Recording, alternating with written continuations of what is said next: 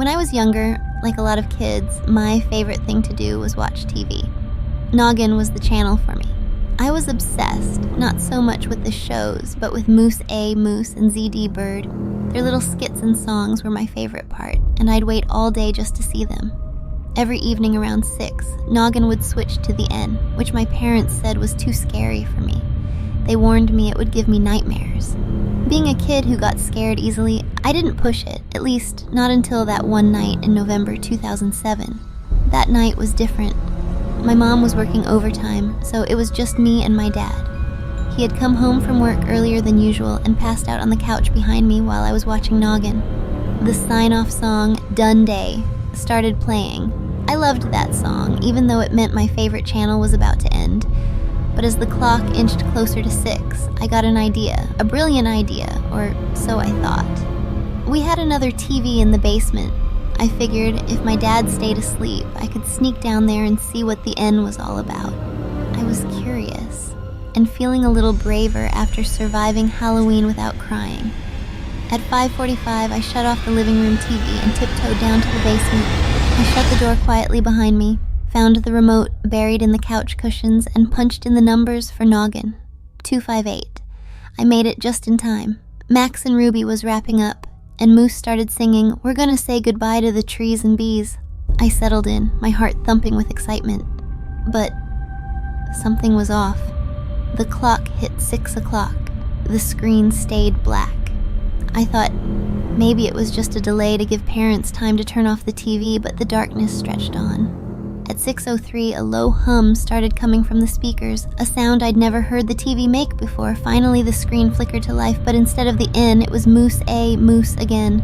But something was wrong. The colors were too bright, almost like the saturation had been cranked all the way up. And the audio, it was distorted, so garbled it didn't even sound like Moose. It felt wrong. The intro song for Noggin started playing, but I knew it shouldn't be. It was only supposed to play at 6 in the morning. And just as the song reached its final note, it froze. The colors on the screen became pixelated, and Moose's face was almost unrecognizable, just a swirl of distorted colors. Then, the eyes appeared. They were human eyes, bloodshot, blinking slowly. When they reopened, the whites had turned a deep blood red. Then the screen cut to black. When the screen lit up again, it showed something even worse. A little girl, no older than 3, was sitting on a kitchen floor. She had blonde pigtails tied with pink scrunchies and wore a pink gingham dress with matching frilly socks. In her hands, she cradled a doll dressed exactly the same. The girl rocked the doll back and forth, humming "Mary Had a Little Lamb." She did this for way too long, making me feel uncomfortable. And then, without warning, she stopped humming. She looked directly at the camera. Her pupils began to expand until her entire eyes were black. A black, goopy liquid started oozing from the kitchen cabinets, pooling around her feet. She didn't flinch. She didn't move. And then, "We all die one day," she whispered. The screen went black again. I jumped as the emergency alert system blared through the speakers. The word "help" appeared on the screen, large and unmistakable. Then, Moose's bloodshot eyes reappeared, staring directly at me through the screen. A reversed song began playing, growing louder and louder, until the cable box started vibrating on the stand. I smelled something chemical in the air, and light smoke began rising from the box. It got louder and louder, and then the TV went black. The cable box stopped vibrating, but smoke continued to rise from it. I sat there frozen. I couldn't move. I couldn't scream.